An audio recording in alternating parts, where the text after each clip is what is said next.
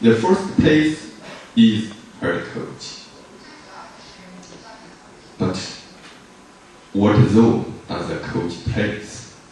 So if we imagine sports training process as the making of a movie or drama play, coaches will then be both screenwriters and directors, choosing actors and actresses to perform on the stage, and carefully training them to cultivate them. So the coach plays an important part in the athletic identification, development, training, and also competition. So they actually do much more labor than people can imagine. So here we can see how about the change phase. First, they are coaches. They will identify, or we can say, who will select the athletes. And then will change into designer. We decide which direction these athletes will go. And then the instructor to guide the athletes to training and competition. And also a teacher who will give new ideas to the athletes. A tutor, also sometimes a front office will criticize the athletes. And also the manager manages the team, the process of training. Also he will be a diplomat, because in the modern society, if you know good relation with others, you can't have your training. Others in the friends. The coach should be a good friend of athletes, and also a pupil. Learn from the students, learn from the athletes. And also the researcher analyzes how about the training process, and also the decision maker, a CEO of a team, and the last, you can say, a salesman. When the athletes graduate from university, where he or she will go, he should fund some operation for the athletes. So we can say how many roles, how many phases. So moreover, coaches go beyond the dedication and the full grasp of the theory and the practice of specific sports. They reach a comprehensive range of disciplines, including physiology, sociology, psychology, and also management. They are also adept at transferring knowledge into daily training practice. Just once Sun Haiping, the Liu Xiang's coach, said, if you want to succeed, experience is important, but not enough. You must learn continually and acquire new knowledge. From this picture, we can see the function of the coach. For the coach, just create a situation. Normally we see the situation is game-like. So put the athletes, the students, into this situation. Use the training note, practice, conduct the athletes to suit for the situation. So the athletes come here into this situation, become another athlete. This is auto-bio-adaptation. This is the function of the coach. So to become a qualified or namely a successful coach, it should demand of many qualities. Endless love for sports, through understanding of the law of training, determined mind, continued efforts for innovation, knowledge and capacity, and also rich practical experience. So how about the university coach?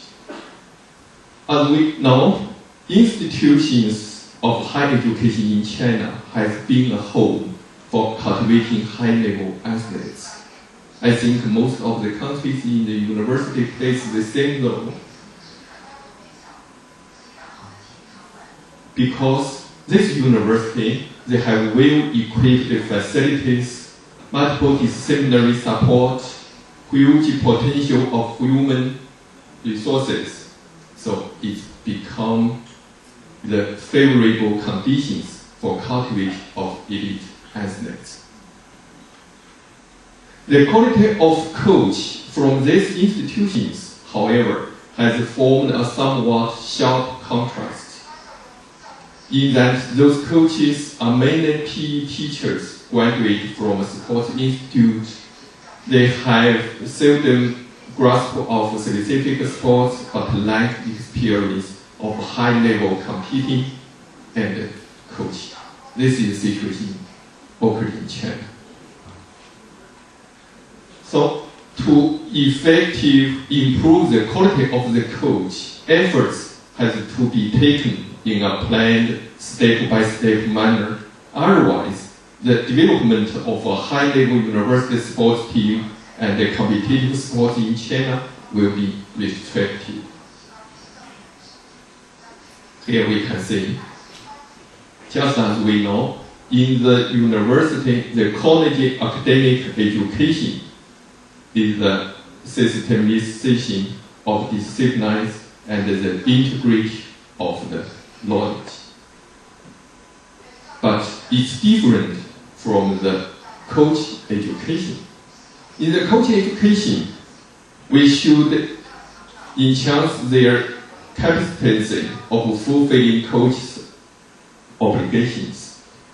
Its teaching mode is constructed upon the capacity of application and evaluated by the coach's performance of teaching, managing, and instructing a team. So several steps have to be followed to construct the competency-based training program. Now, the first step, establishing a coach's competency structure. From this picture we can see, this is the result of a survey on the basic knowledge those coaches must grasp. We can see from this table that the coaches should master the general and the specific training theories, the basic knowledge of sports physiology and sociology, and that coaches should mainly focus on the natural science and skill, and also supplementary by social science and humanities. This is the knowledge structure for the coach. And this table is the result of a survey on competency that the coach should have. From this table we can see the talent identification, making plan, organization and implementation, education, administration, and so on. The first 5 competencies are marked of great importance. Thus, the competency structure of coaches have been decided.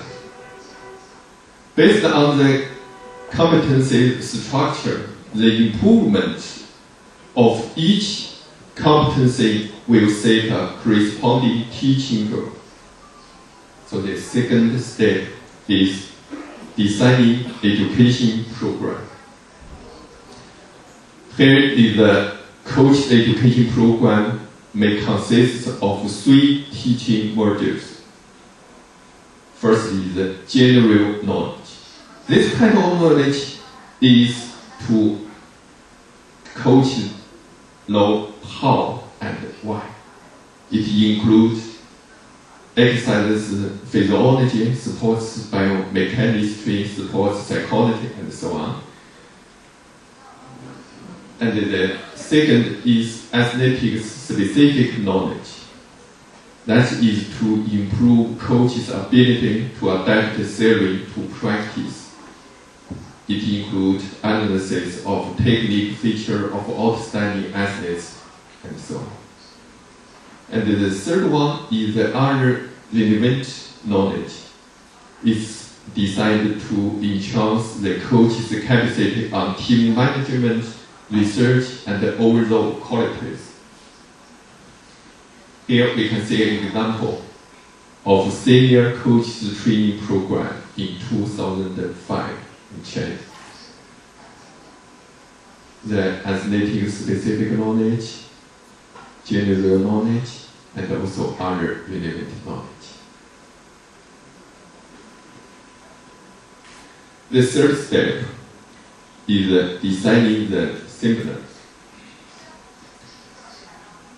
When we design seminars, we should follow some teaching principles, because the main task and the difficulties of coaches' education reform lies in designing the seminars, allocating teaching hours, and complying textbooks.